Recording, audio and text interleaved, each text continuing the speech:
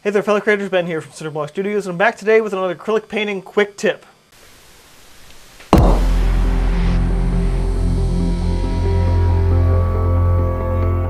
So it's a little unusual for me to be actually down here in the studio on a weekday evening, but that's where I am today because I'm really excited about the new painting I'm working on.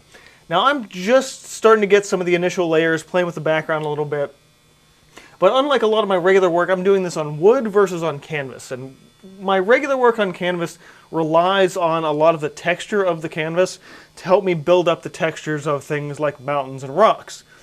On wood, because wood is notably very smooth, I have to build a lot more of that texture up just with the paint and the texture and brushwork and everything like that. So let me show you what I've got going on here on the canvas, or wood. So up nice and close here on this section of mountains here in the background. Now none of this color is going to be what it is in the final coat. It's going to be a lot lighter than this. This is far, far back mountains. And normally I wouldn't put this much texture on mountains this far into the background, but again, given the smoothness of the wood and my goals and vision for the piece, I want to play with texture a lot more. So for this, I have the color that I've been working with, sort of this greenish gray kind of color, which is a nice base for the mountains I'm going with. And as you can see here, I already have a lot of texture that I'm putting in here. This is also really useful, and what I do a lot of the times too is like I have the sketch in here, and you can see, zoom out a little, hold on, be a little bit blurry, but you guys can see all of my sketch lines here, most of which I'm going to cover up in that first layer. So to give myself that idea of where those lines are going to be, I do that by adding a little bit thicker paint and a little extra texture to that.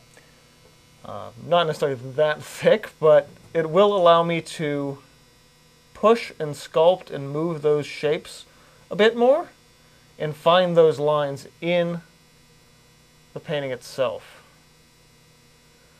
And again, because this is all just layer one for everything, I have the ability to, play with those perspective lines and make those mistakes and push them around and find those other shapes that I might otherwise find later in the piece.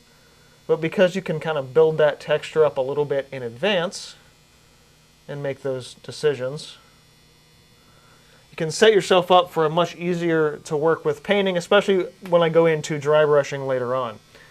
So all of this work ahead of time, with all these brush strokes and everything I'm putting in here, is going to allow me to, when I start doing the upper layers, make that a lot easier on myself, as well as finding that texture where I wouldn't otherwise have it on a wood panel.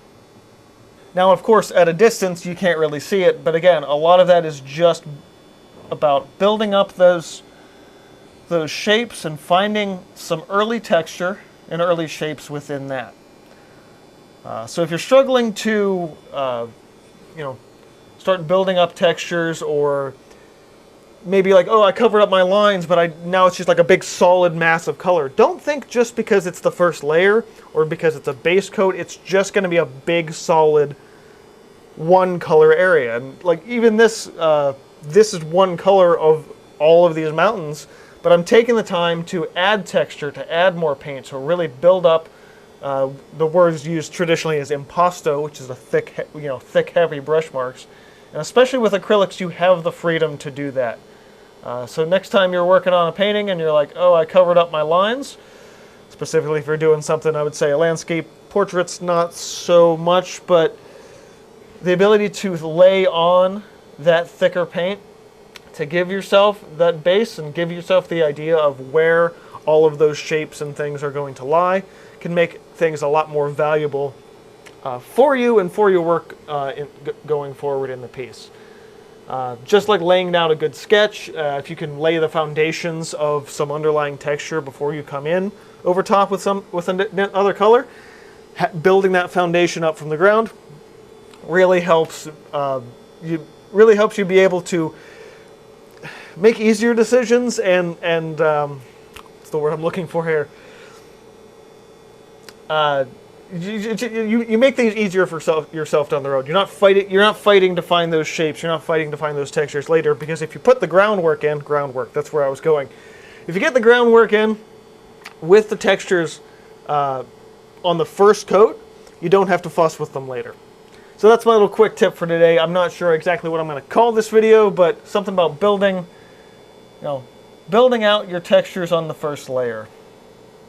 And it's remarkably useful, especially if you're working on a smoother surface like wood. So, hopefully that was understandable. I kind of been dancing around and ranting a little bit here, but I'm kind of also focusing on the piece right now. If you guys enjoyed this, be sure to hit the like button, learn something, all that fun stuff.